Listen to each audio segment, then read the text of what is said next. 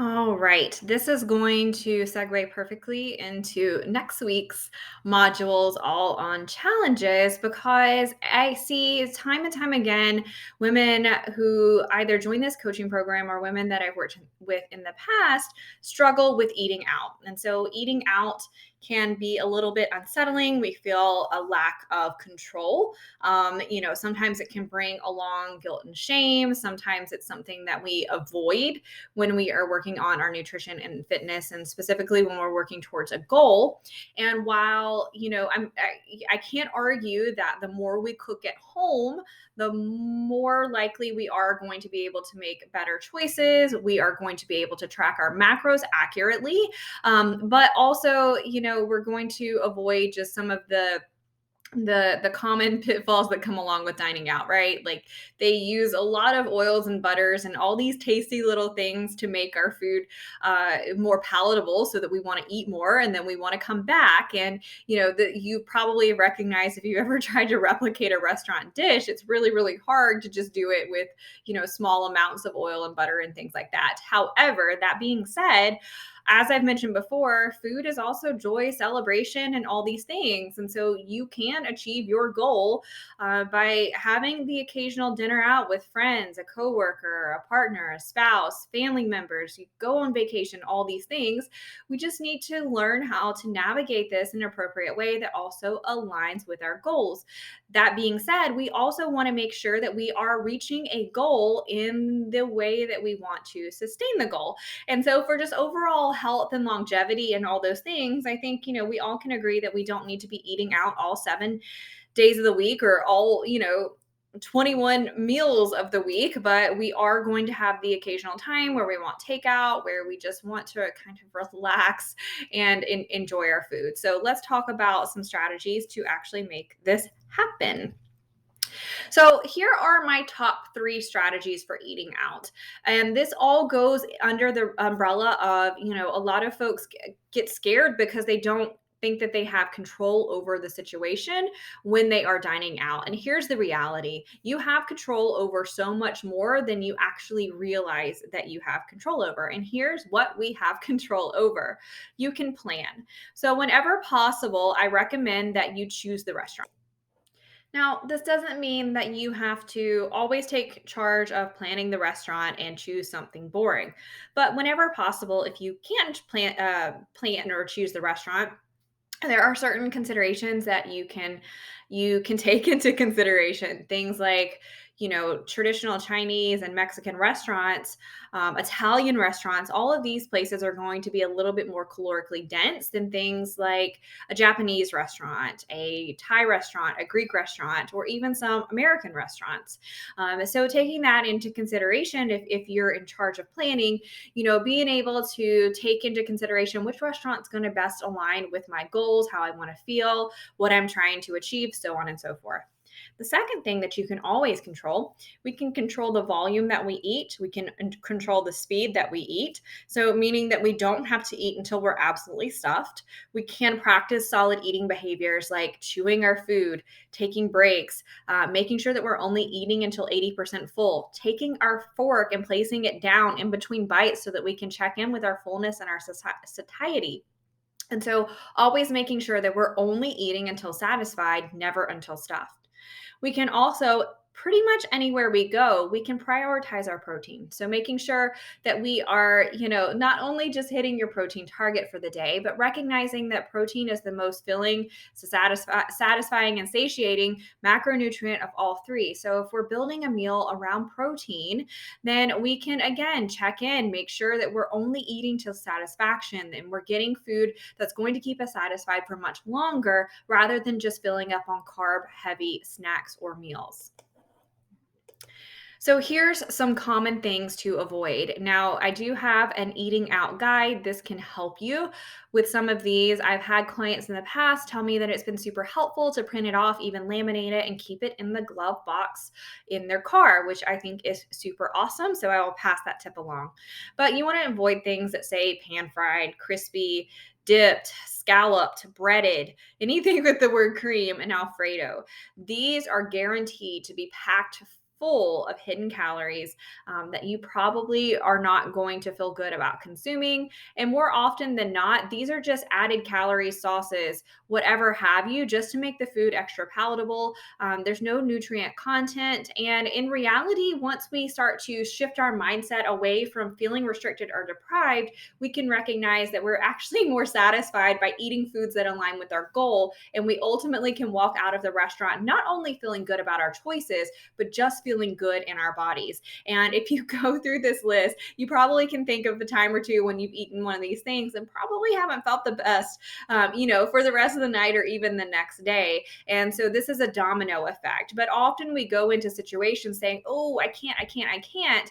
But going back to planning, not only can you plan the restaurant, but once you plan the restaurant, or even if someone else is planning the restaurant, you can go ahead and glance at the menu ahead of time and have a good idea of what you want to order. In fact, you can have a plan for what you want to order. And once you're really solid in that plan, you can get excited about it. You can hype it up, and then you're not tempted by anything else that's on the menu that may steer you away from your goals and ultimately be a choice that you wouldn't have made otherwise, and make you feel less than how you want to feel. And so on the other side, things that we want to look for, things that we want to enjoy are things that are grilled, things that are steamed, baked, roasted, braised, broiled, seared. All of these are generally not packing on, of course, they're going to have some extra calories, more so than if we would have prepared it at home, but much less than the other category. And so again, this is in the eating out guide. So you can download this, keep it, you can save it on your phone, you can keep it in your car, whatever is most helpful for you as you're planning out eating out. Again, it goes back to whether you're meal prepping, you're grocery shopping, and this is the same way to plan. If you know that you want to dine out, if dining out is an experience that you like to enjoy, then go ahead and plan it into your week. Don't let it be something that catches you off guard. If you know that you're completely exhausted and burned out by Thursday, then go ahead and plan that to be a takeout night. If you know that you enjoy going out on a date night with your spouse on Friday, go ahead and plan that as a eating out night. Something that my husband and I used to do was prior to 2020 is we would always have, we called it Friday. He works Monday through Thursday, even though I still work Fridays. We would have Friday, and that would be our date night. And so I always knew every single week that on Thursday I was going to go out with my husband, and we were going to go out to dinner. And so I would put that into my plan. I would be researching restaurants, researching what I wanted, and it was just as much a part of my meal plan as the stuff that I was going to cook at home. And so there's much less guilt and shame attached to that when you are on plan. It's not something that I'm losing control of, something that I had control of all the time. So again, researching the menu and going ahead and making those choices is going to be helpful for your long-term success and your short-term success. So one of the most common tracking mistakes when eating out is underestimation. And so this looks like, in the eating out guide, I go over some ways to track. And so for most of us, we have to guess when we are eating out, right? There is some estimation that has to happen. You are not going to bring your food scale to a restaurant and sit it down on the table and say, wait a minute, I've got to weigh all this food. That's just not practical. That's not realistic. It's not sustainable. So you are going to do some estimation there. But my tip is to track extra butters and oils for sauteed dishes, anything like that. If I'm getting a protein source, I'm going to track an extra tablespoon or two of olive oil. If I'm getting sauteed vegetables, I'm going to track some extra butter because I just know that it's in there. And not that we're looking for perfection. Remember, we're always working on that consistency piece, but this just helps me to recognize, rather than going home and just having tracked some steamed broccoli when I know that there was butter in there, or, a steak or whatever, knowing that they probably cooked it in some oil, then I can just feel good about recognizing that I don't need to hit those numbers. I probably have already had my fill for the day. And it's also helpful from that pre-planning standpoint to recognize what I should be consuming the rest of the day. So all of that works in hand. And I'm pretending like we just eat out at dinner. This applies for lunch or whatever have you as well. breakfast, brunch, whatever you want. So some strategies for eating out successfully. Say no to breads. Again, I'm going to go ahead and name that this is going to send some alarm bells in your brain to say, oh, restriction and deprivation. And so I'm going to give you a backup plan for that. Say no thank you to the bread. Set like a 15-minute timer. And at the end of 15 minutes, if you have just been jonesing for that bread the entire time, you still really want it, then go ahead and ask the waitress to go ahead and bring you the bread. I'm sure that he or she will be happy to do that for you. And that way, rather than it just coming straight to you, you had the opportunity to think about it, make the mindful, conscious, and aware decision as to whether or not you wanted to have it. Choose high volume foods when possible. So this looks like, maybe getting a side salad with your entree, anything that's getting vegetables, doubling up on your vegetables. This looks like anything that's a lower calorie opportunity. This will also help you feel like you're eating so much more, but you're not actually consuming a whole ton of extra calories. Again, a lot of the things that restaurants provide are super highly palatable so that we can eat them quickly and then want more like dessert. So keeping that in mind. Water before alcohol. This is a huge strategy that I've given so many clients over the years. I am not telling you to go out to, some sort of fancy dinner, a celebration, maybe not just like a Tuesday night dinner, but, those times that we want to go out and we just want to celebrate and we relax. Before you order your first alcoholic beverage, commit to a solid glass of water. So again, you sit down at a restaurant, your waiter or waitress comes over and says, what do you want to drink? Previously, a previous version of yourself may have just immediately ordered a margarita at a Mexican restaurant, a martini, a glass of wine, whatever. Just commit to saying, I will start with water, and perhaps waiting until you have food in front of you before you order your alcoholic beverage. This will decrease the amount of alcohol that you will consume at your meal, guaranteed. First of all, we are more likely than not to finish an entire beverage before our food comes. I'm not sure. I can't quote anyone on this, but I almost wonder if sometimes they strategically do that so that they can get you another one when your food comes. They wait for you to finish that before they bring your food. That's just an opinion of mine. I don't have any facts to back that up. But anyway, just something for you to ponder. However, if you've already had water, we know that we've had a little bit of hydration before our food even comes. It makes us less likely to overeat, less likely to consume alcohol. And again, when we're consuming alcohol at a restaurant, unless you're just consuming regular wine, we are often consuming extra sugars, extra calories that we may not normally get at home, as well as it removes the mindfulness piece. So if you're already consuming alcohol before your food even comes, we are helping to remove the mindfulness piece that's going to help us only eat until satisfied, slow down as we eat, so on and so forth. We'll just continue to eat because we're enjoying it, because the alcohol has already tripped that pleasure center in our brain. And again, we are pleasure seeking beings. So if you've got alcohol making you feel good, and then this food comes, it's super palatable, making you feel good, you're much more likely to overeat. And then look back on it the next day and say, oh gosh, I shouldn't have done that. So that is one of my clutch tips. And then oftentimes by the time you get to the end of the meal, you finish your drink, you probably don't even want the second drink. That was a huge shift for me. That's what's happened for so many of my clients. So I encourage you to try that. Again, I've already mentioned this, double up on veggies. So if your dish comes with two sides, one of those is starchier than the other one, go ahead and choose two vegetables. More often than not, unless the menu explicitly says no substitutions, they're happy to substitute things for you. And so you can get two vegetables instead of a vegetable and a starch. Again, this is an easy way to get higher volume foods. It's a good way to help you get in your vegetables for the day. You can still enjoy your meal and make solid choices there. Eat lightly before dining out. So this is a huge tip. I've seen so many people. It's called macro hoarding, and there's nothing wrong with macro hoarding when done in a strategic way. So I'm going to go over that briefly.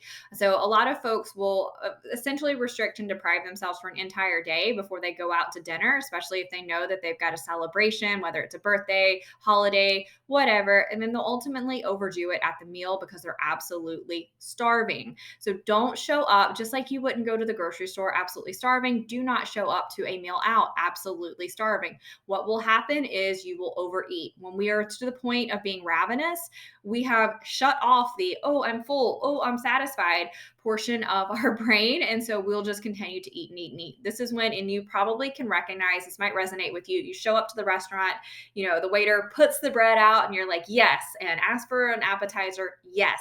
All these things are yes. And we keep eating and eating and eating, and we feel like a bottomless pit.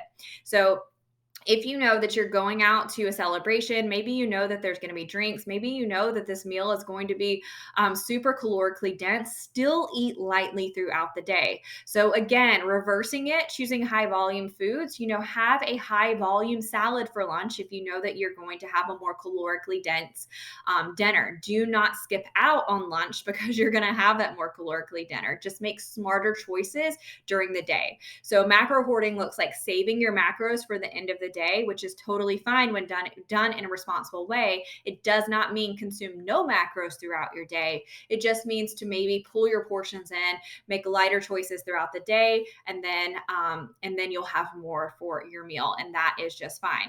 And so again, that goes right into the next point. Don't go out ravenous. Don't do it. If you are on vacation and you find yourself in a position where it's like, oh my gosh, I'm starving, and or you're hungry, and then you have a long wait to get a table. Again, this goes back to one of my strategies of keeping a protein bar on hand.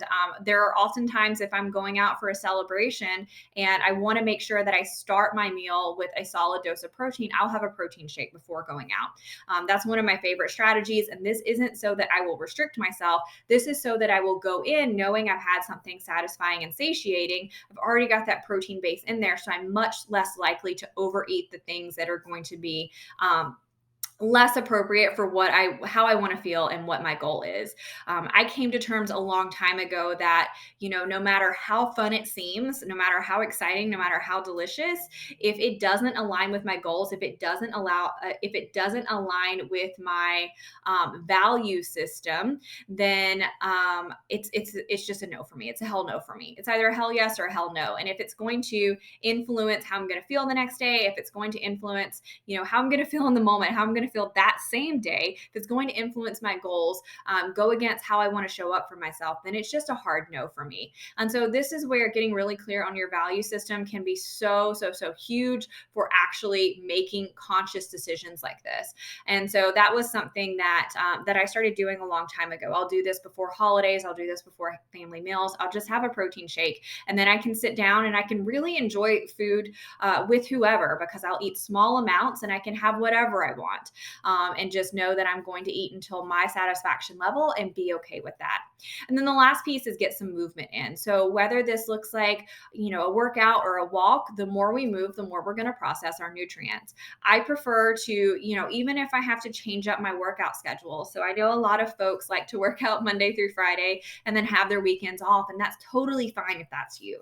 But if you know that you're going to have a celebratory meal on the weekend, if we are going to get our workout in before that, then we know that we're going to use that meal for recovery.